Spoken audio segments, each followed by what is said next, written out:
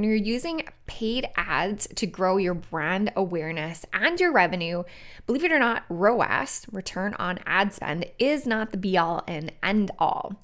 In today's conversation, we talk about how to balance long-term brand benefits and needs with the need for short-term sales and results. Welcome to the Brand Gravity Show. I am your host, psychology-driven brand strategist, Kaye Putnam, and I am so excited to be here with you today. Here on the Brand Gravity Show, we explore the intersection between branding and psychology. And today's guest runs a paid media agency called Query. His name is Samir Balwani. I'll introduce him here in a moment. And we had a fascinating conversation about how to, on a practical level, balance the needs of the brand with the needs for sales and how to know when ads are actually working in your favor or not. Samir is a marketing thought leader, out-of-box thinker, and intrinsic connector. As CEO and founder of Query, Samir has built a world-class media agency of innovative thinkers and spirited doers who help brands think strategically about e-commerce growth and scale. True brand builder, Samir has had over 15 years of experience as a marketing leader at American Express, StyleCaster, and Rogers Cowan PMK, to name a few. His successes range from building and managing large-scale media campaigns and adjusting tactical acquisition marketing strategies. As a thought leader in the marketing industry, Samir has lectured at the Barnard College of Fashion Institute and Technology. He's been quoted in articles in Forbes, Wall Street Journal, Inc., and has written for Mashable. He's been quoted in Managing Customer Experience and Relationships, a strategic framework in doing social media so that it matters, a librarian's guide, and others. Let's get to the conversation.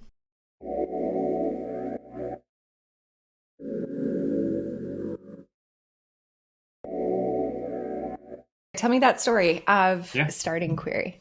Yeah, so started Query. I was actually helping manage brand strategy at American Express. When I was there, I realized the biggest brands had figured something out that I don't think a lot of mid-market and small businesses have realized. And it's that the best advertising comes when a creative agency and a media agency work together versus a full-service agency. And the reason why is because there's a tension that comes from creative agencies and media agencies that leads to the best results. And that tension is from the idea that creative and branding agencies put brand first, human emotion first, this idea of hope and dreams first. And media agencies are really good at placing that media, but they also recognize that fear drives action. And so balancing this idea of growth and dreaminess and utopia with the idea of FOMO leads to really good campaign results versus when you have a full service agency that gets lost in the wash. One side wins over the other. So either you end up with very lofty ad campaigns that are really good branding, but don't actually ever move the needle, or you end up with really discount heavy campaigns that just talk about, 30% off today only. And it helps drive today's revenue, diluting long-term brand. So realize that's what the big players had realized, and that there's so much value in that, but it just wasn't accessible to mid-market and small business. So that's how Kaye came to be. We are a media buying agency. We partner with the best creative firms to find the best ad campaigns for our clients and help them balance brand awareness and performance marketing to not only grow revenues today, but actually scale the business in the future. I love that so much. And it echoes a lot of my own story because I feel like a lot of what the creative agencies do to build brands is also inaccessible to smaller and mid-market brands. So it's been my work to help bring that down to the small business level in ways that they can understand it and employ it into their brand. What does that look like on a practical level? How are you balancing the long-term brand building benefit with short-term? Yeah. So one of the things that we do is really understand how we forecast out the media spends. So that way we're not only thinking about profitability. We really do want to help our clients understand that we can take a very profitable campaign, siphon off some of those profits to be invested in brand awareness and create a campaign that actually is a self-filling loop almost. And media agencies have this unique position in that we can do that in real time, right? We don't have to wait until the end of the month to take a look at how much money you made to then invest it in tomorrow's program. We can literally look today and say, hey, our return on ad spend was 6x. our break-even return on ad spend is really 1.5, and we're going to sit and invest that other 4 into top of funnel advertising on YouTube or in a podcast, things like that. And we get to do that on a day-to-day basis, which allows us to continually move that flywheel instead of having the start-stop moment. Mm-hmm. I love that visual of a flywheel when we think about brand building. What are some common mistakes that brands make when they're trying to start this process for themselves? Yeah, there's a few. Here's what we see pretty regularly. The biggest one is they get sold on the idea that a high return on ad spend is good for their business. You probably see these ads all the time, like get hundreds of leads for $1 or 15x return on ad spend. And it's the reality of the situation is high return campaigns are really easy to run because it's really easy to target people that already know who the brand is, already have that problem, and are just waiting to take action. But that pool is very limited. So you can have a really high return on ad spend campaign, but you're probably only making a few $100s or a few $1,000s, and it's not really going to take you anywhere. The hard part, a really good campaign is looking at scale of revenue. So how much are we growing our revenue month over month? How much are we growing our revenue versus last year? And then how are we balancing profitability against that? So the biggest, so step number 1 is understanding what your break-even return on an ad campaign is. So what's the lowest, what's the most you can pay for conversion, and then understanding what you actually want to pay from there. And then creating a program that does that while investing any extra into brand awareness so you can continue to grow the top line. So that's step 1. Step 2 is investing in advertising too early. I actually think that this is one of the biggest mistakes a lot of small brands do. Advertising is gasoline to a fire. But if you don't have a fire, it will put it out as fast as it can. And that's the biggest problem. You really need to have an understanding of if your offer has product market fit, if your products have product market fit, and if people actually care about what you're selling before you go and try and advertise it. And the best way you do that is through either organic channels or influencers or trade shows, what have you. That's another big one. And those are kind of the 2 biggest issues that we see early on. There's a third one that I like to say, and this one, it depends. I'll say it depends, is the owner is in charge of marketing, or the principal is in charge of marketing. The reason why I say that is because, speaking as an owner, you are too close to the dollars to be able to make intelligent, risky, and test-driven impacts and to allow it to run the course. So at first signs of red flags, you will pull the dollars and you won't go through the trial to reach the other end and see what's on the other end. And so I always say, one of the things that we say is, if you don't have a CMO or a fractional CMO, we won't work with you. It's actually one of our core requirements, because we end up in a lot of start stops. We end up in a lot of starting tests or starting learning programs that end up getting cut because we just don't have the stomach to go through all the way. And that's a common thing among owners. Yeah, I know. Guilty. It's happened before. Yeah, we learned that the hard way internally also. Yes. Okay, amazing. There's lots of questions that I want to dive into, but tell me more about being ready for advertising. You talked about product market fit. You talked about using organic methods. Can you dive in a little bit more? How do you get that green light for yourself? Be like, okay, now it's time to put some effort into this. So there's a few things. So one, we do want to see that the business is converting. And so I'll speak to it from the perspective of an e-commerce brand, because that's generally what we work with. So we'll look at an e-com brand and say, we want to see them converting a certain number of purchases a day. And that's depending on how large the product is, right? So, if you translate that into a B2B business, if it's, you want to be closing a certain number of leads a day on your own. And that's coming through organic channels or word of mouth or referrals, press, anything like that. It doesn't need to be a lot, but you do want to see a certain number of it. And then the second 100%. Thing that we look at is, so we actually have created an index for our e-com brands, and it's based on the CPMs that we have. So we benchmark all of our CPMs across advertising. So that's cost per mille, which is how many cost per 1,000 impressions. We take that, and then we take a client's conversion rate and AOV. Conversion rate is percentage of people that come to the website that actually convert and purchase. AOV is average order value. We index that all together, and we can tell if we're going to advertise based on our CPMs, click-through rates, and conversion rate, and your AOV, are we likely to actually be successful or not? And so it's really easy for us to look at and say, yes, this brand is ready to scale, or this brand is not ready to scale. And the important thing to remember is as you scale, those numbers degrade. So your conversion rate is not linear. It doesn't stay, 3% as you go higher. You will start to see it come down. And so we have to imagine that buffer as well. How do you know what good creative is? Oh, that is a great question. We don't.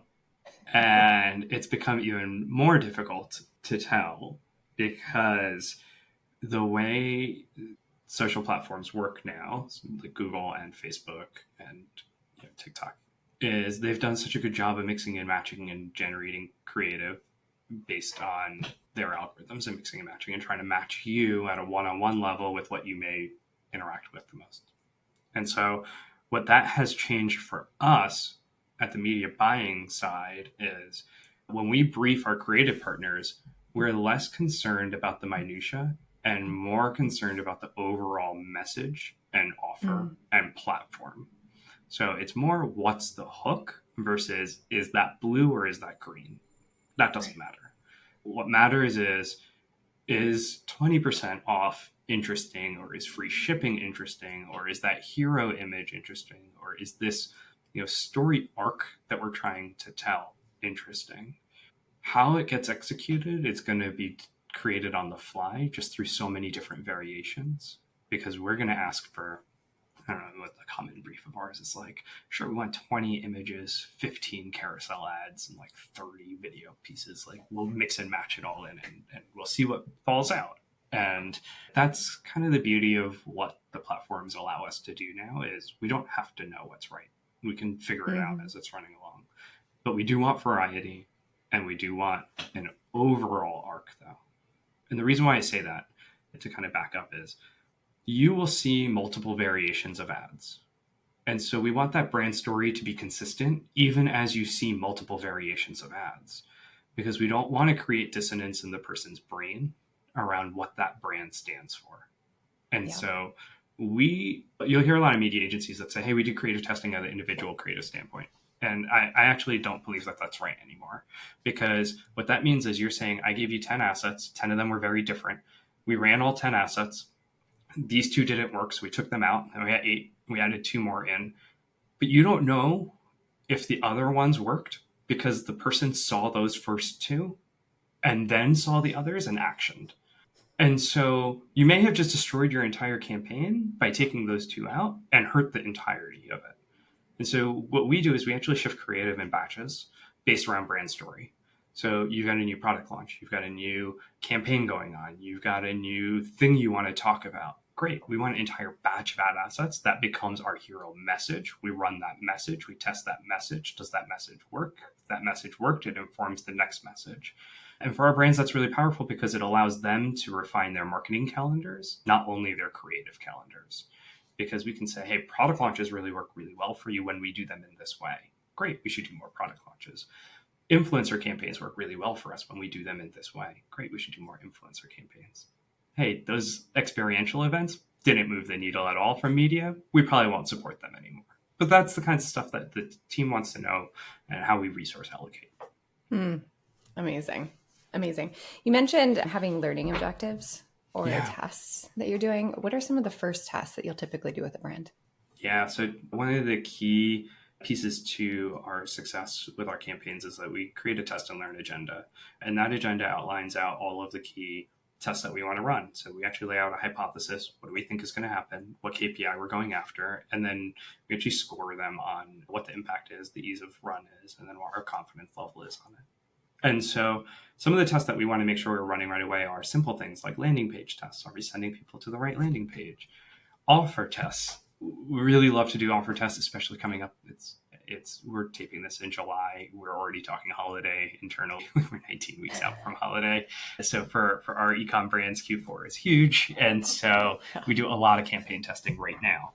One of the tests that we like to do from time to time for some of our clients is, great, let's run a 30% off sale and a 40% off sale. Let's test what the impact is on those two. And then let's extrapolate on if that was the increase in our conversion rate. Well, if we go to 50% off, we can assume that trend may continue on, may degrade a little bit, but it'll continue on. So we can test what our Black Friday offers should be now and get a better understanding of what the impact may be for Black Friday. And Smart. So we'll do that around July 4th, because that's July 4th holiday sale. Everyone has July 4th sales. So we can do a nice little early access test and a post access test, look at the differential, and then have that. So things like that are really valuable. The other thing is we love doing channel testing now as well. It's a small tests around, should we be running on TikTok? Should we be running on Snapchat? Just wherever we can find variety, we really try to not be stuck to any singular channel because it kind of handcuffs you. I spoke about offer testing, but messaging testing is really important also.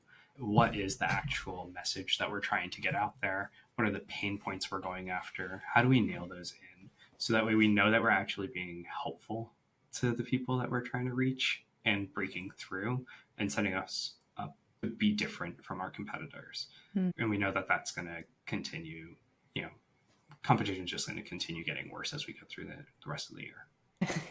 It's about to get fierce. So it really is Christmas in July, particularly for those ecom brands. I love that. Wrap this up in a story for us. What has been like a favorite client case study of yours? Oh, yeah. So we have the pleasure of working with Peak Design. They are a really cool photography and bags brand, and I've loved working with them. They came to us and we actually work with a partner creative agency on their stuff and have been able to take their work and just elevate it. They already had really great creative, and it was just a matter of taking it to and an amazing brand. If you ever get a chance to watch their brand or look at anything about it, it resonates with their customer base and community really well. But we really help them create their media buying and make it more sophisticated. Really help them understand the impacts of each one of the levers, test into new channels, and really just be proactive and forward-looking versus reactive to what the campaigns were doing. And once you get into that position, anything is possible. So they've been able to actually scale almost 66% in online revenue, which is huge for a brand like them. And we've continued on that growth since then. So I've been really excited about it. I know they're really excited about it, and they have so much more ahead of them, and I can't wait to see. Amazing. You mentioned really good creative, really great brand that had great product market fit. Is there anything else that you attribute their success to? Them specifically, I will say it's a brand voice. They know exactly who they are from a brand perspective. They know exactly how they want to speak from a brand perspective. And their team lives that brand in every way, shape, or form. And they're not afraid to put it out there. They will be themselves every single day, and it shows. And I love it. I love it. I love hearing examples like that. Samir, tell us about, so the person that's listening that wants your help or just wants to dive in more, where should they go to learn more? Yeah. So one, you can connect with me on LinkedIn. I'm Samir Balwani. It's pretty easy to find me there, and I'll share a link in the show notes. And then definitely check out our website. It's weareqry.com. Again, we're a media buying agency that helps e-com brands scale and grow their business profitably and predictably, which I think is a key piece for them. But yeah, I'd say those are probably the best places to get started. And, I'm always happy to connect and chat. You can just ping me and I'd love to have a chat with anybody pretty much. Amazing. I just have to comment. You feel like such a strong sage archetype brand in the framework that I work in. Like everything that you're doing is so in alignment with that personality. And I love that you're doing that. But to wrap up, if you could impart a belief or like a kernel of knowledge into every entrepreneur, every visionary that's listening to this podcast, who is thinking about expanding their brand awareness through ads, what would you want them to know? Don't be afraid of failing. It is hard. It is not easy to figure out what works and what works well. And it takes time, persistence, and trust. And I think that that's probably the biggest piece. Though the thing that I will always say is brand is not built overnight. It takes time, but it's definitely lost overnight. And that can happen from either a misstep, which is, you just have to be careful of those, but stopping. The second you stop building brand, someone else fills that space or something else fills that space. And so if you're not constantly filling it, it'll get taken away. And so I'd say that that's probably the biggest piece that I would say is important. Amazing. Samir, thank you so much for sharing your wisdom. I learned so much in this conversation. I appreciate you so much. Oh, thank you so much for having me. Thank you so much for listening to today's episode. I hope you enjoyed and learned something. Samir is a true sage archetype in his own brand and his own brand persona. So it was such a joy to learn how he thinks about in his framework for understanding brand growth through paid ads. I hope you're having an amazing day, and I will see you in our next episode.